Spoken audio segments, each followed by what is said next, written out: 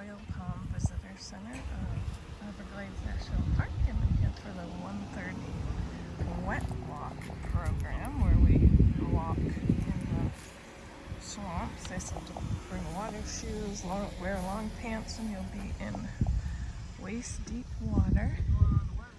And we meet the ranger over there under the flagpole. Road.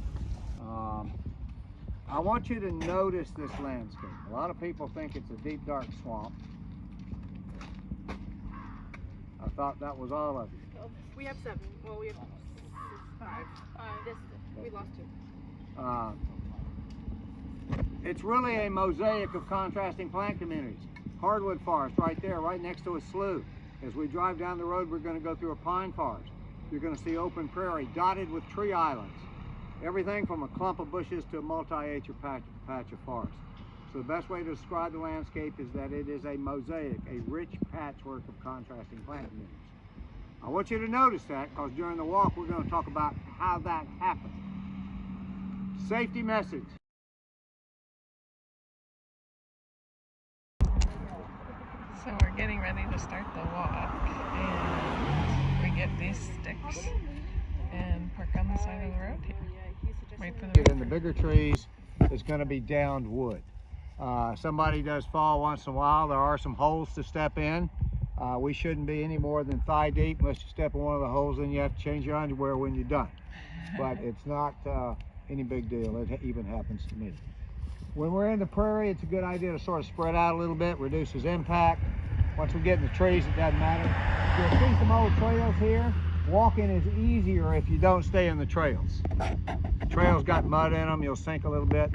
And don't get too far afield because I want to pull us together several times. I got things to show you and things to tell you. This is a science and nature program. All right?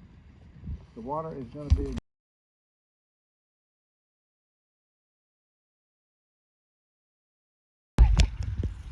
just a plant, and I actually want to do something here for a couple minutes. While I see them, let's get my ladies up here. I'll come around.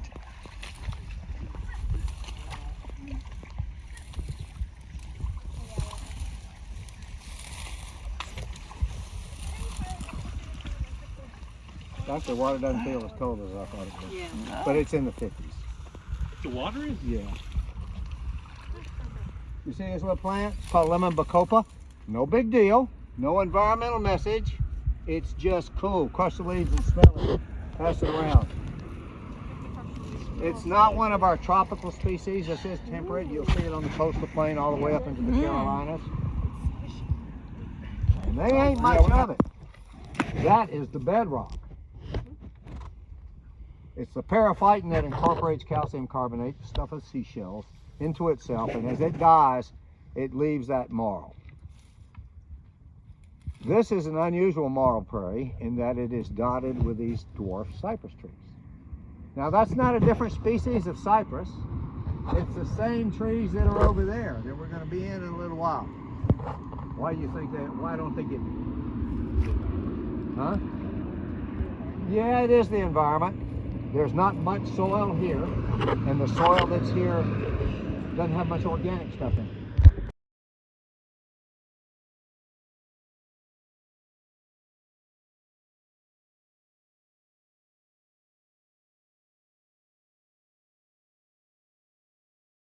Out there, what's going on here? What happened? Higher elevation. Less water, yes, but how come less water? More roots? You got it. Higher elevation. It's a little bit higher elevation. A subtle shift in elevation changes the amount of time a year a place is wet, the hydro period. You get to a certain point, and the sawgrass doesn't like it near as well as the swamp hardwoods do. And you can see, we just sort of came up. There's dry land in there. So again, elevation changes are real important. When you look at this mosaic of... Just walking along.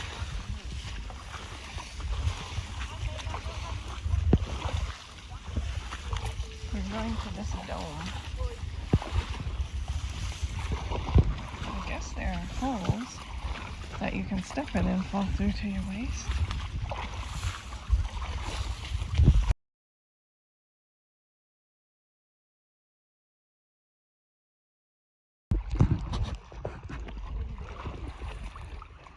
You ladies doing okay over there?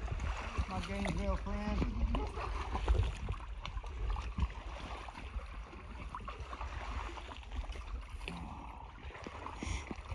Sea levels were higher, there was a shallow sea here. And like seas everywhere, some spots were a little deeper, some spots were a little shallower, and sediments were left on the bottom. About 80,000 years ago, the planet started to cool back off again. The glaciers grew, and they used the water of the oceans to build themselves, so sea levels went way down. At their lowest point, 200 to 300 feet, almost 400 maybe, lower than they are today. The beach was 100 miles off Fort Myers. And those sediments left by that ancient sea were now exposed to air and to rain, and they were turned to stone. Preserved in the stone was the shape of the sea bottom. And while the rock's been exposed for 80,000 years, it's been eroded some, not mechanically by rivers and waterfalls, but chemically. It's limestone. Limestone is easily dissolved by acids. So given 80,000 years to work on the rock, superimposed on the shape of the sea bottom are holes and spires and basins and ridges. About 18,000 years ago, the planet started to warm back up again. The last in a handful of times over the last few million years. Glaciers started to melt, sea levels started to rebound. They came up really fast for a while, 6 to 7 feet a century. Talk about climate change. Nothing like that's happening today, at least not yet. But the Everglades wasn't here. It was dry and windy and probably cooler.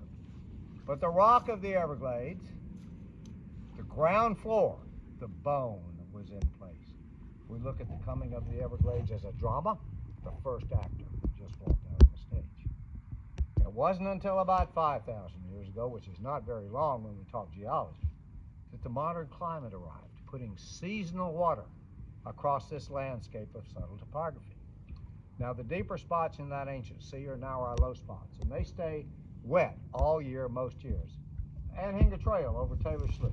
The shallower spots in that ancient sea are now our high spots. They stay dry all year, most years. The pine forest that we drove through, the hardwood hammocks, like we're at Royal Palm. Places in between, like this prairie, and I'm only talking a range of elevation of about 3 to 4 feet.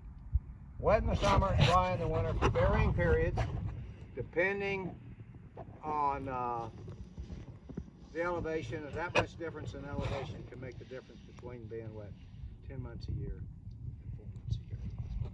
This is what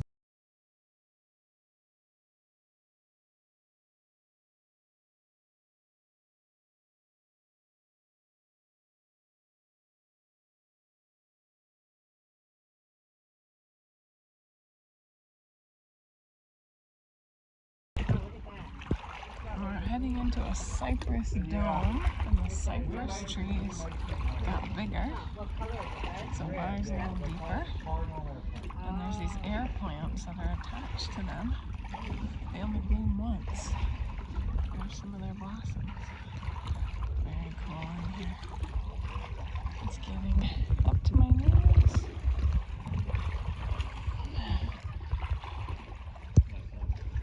This would be spooky at night.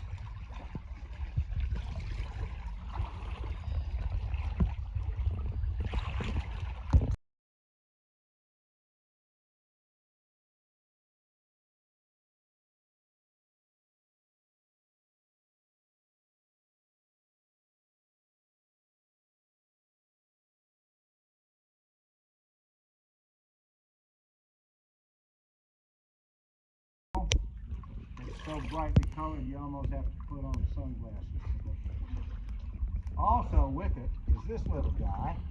It's called a whisk fern. It's not really a fern. That's one of the most primitive vascular plants. It's been in the fossil record for 400 million years. There's only a couple of them on the planet. It's called Psilotum and the Psilophyta. It's common. You see it in places like this, but I think it's really cool because it's been on Earth for a long, long time, just like that.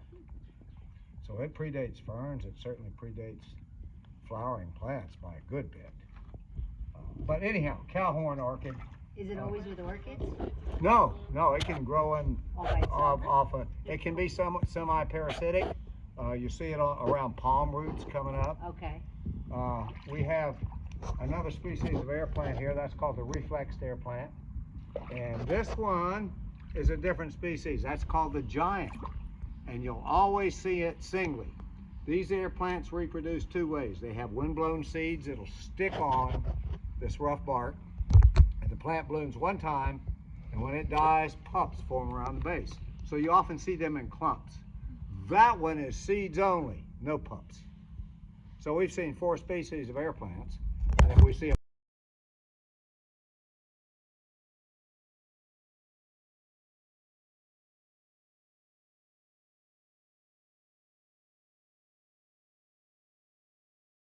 have blue and yellow in it as well. Oh, no kidding. Yeah. It's pretty striking when it's in bloom. Oh, so when will they bloom? Well, they should bloom soon, but if I've learned anything,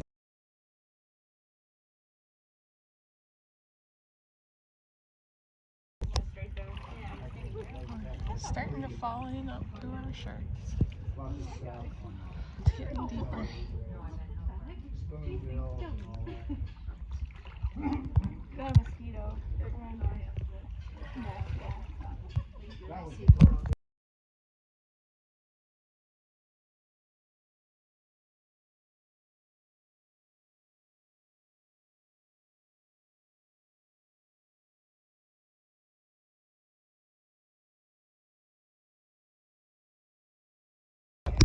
Here we are in the swamp slog, and there's a gator. Oh, maybe 20 feet from us. You can see the bumpy back. There he is, walking with the gator. Pretty cool.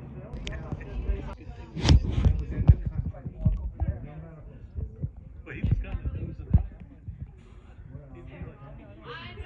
Doesn't look like he's moving much.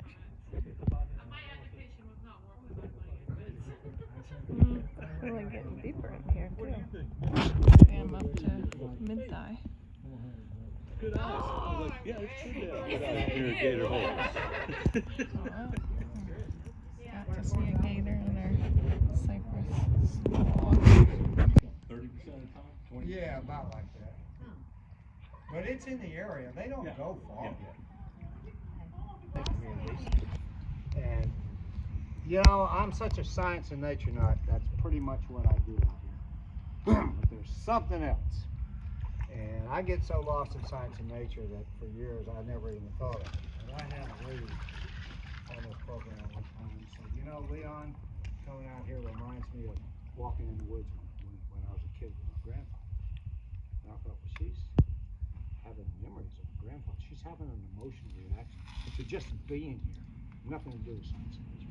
It wasn't 2 weeks later when another lady says, coming in places like this, Leon, helped me grieve when I lost my husband. And I went, whoa, emotional reaction. And I thought about it, and I realized I was it was just clear. When I was a kid, and I wanted to get away from the authorities, which were my parents in those days, among others, I'd go across the creek, up the hill, into this patch of woods with this big oak tree. And I'd sit under that oak tree. And I was liberated. And I was free. And I realized that I have that same reaction today when I come into these places. It's an emotional reaction. I only throw that out for thought. Think about it. Someday when you guys are older, you may remember this and have a feeling that you got in here then based on some stimulus. But there's more than just science and nature, although I had to be pried out of me some way. But I just threw it. All right, we're almost back to the road. Third safety message. The most dangerous part of this walk is still coming up. So I'm going to get us all out on the berm before we cross the road. And if anybody doesn't know how to identify a poisonwood tree, I'll show you that. It's a good one to know when you're down here. All right, is everybody okay? Let's see if we can find a way.